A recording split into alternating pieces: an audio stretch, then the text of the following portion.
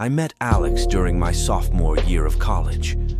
We were both part of a study group for our European history class, and we hit it off immediately. Our shared love for books, late-night debates, and a mutual disdain for early morning classes cemented our bond.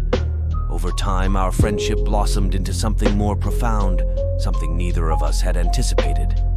By the end of our junior year, we were inseparable. Summer came, and with it the inevitable departure. Alex had secured a prestigious internship in New York City, while I had a research opportunity in San Francisco. We were both ecstatic about our respective prospects, but also dreading the distance that would soon come between us.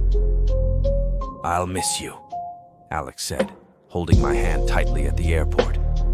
The bustling crowd around us seemed to blur as I focused on the sadness in those familiar green eyes. "I'll miss you too," I replied, forcing a smile. "But it's just 3 months. We can do this." The first few weeks were manageable. We texted constantly, sharing snippets of our day, and video called every night. Alex would tell me about the bustling streets of Manhattan, the towering skyscrapers, and the coffee shop around the corner from the office that had the best croissants. I'd reciprocate with tales of the foggy San Francisco mornings, the Golden Gate Bridge, and the quirky characters I met at the library. However, as weeks turned into months, the initial excitement began to wane. Our texts became less frequent, and the nightly calls turned into every other night, then every few days. The time difference and our demanding schedules made it increasingly difficult to find moments for each other. One evening, after a particularly long day, I called Alex, hoping to hear a comforting voice. "Hey," I said, trying to sound cheerful. "Hey," Alex replied, but the usual enthusiasm was missing. We talked for a few minutes, sharing updates about our internships, but the conversation felt forced, the silences longer. Finally, Alex sighed. "Is everything okay?" I asked, bracing myself for the answer. "I don't know," Alex admitted. "This is harder than I thought it would be.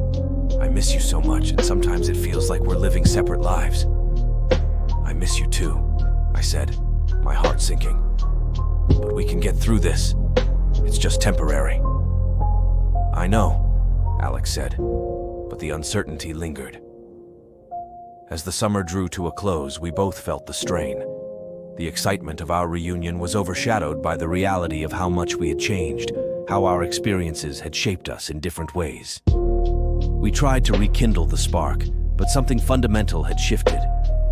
One crisp September evening, sitting in our favorite park, I turned to Alex. "We need to talk," I said, my voice trembling. Alex nodded, looking at me with those same green eyes, now filled with apprehension.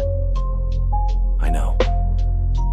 We sat in silence for a moment, the weight of our unspoken words hanging in the air.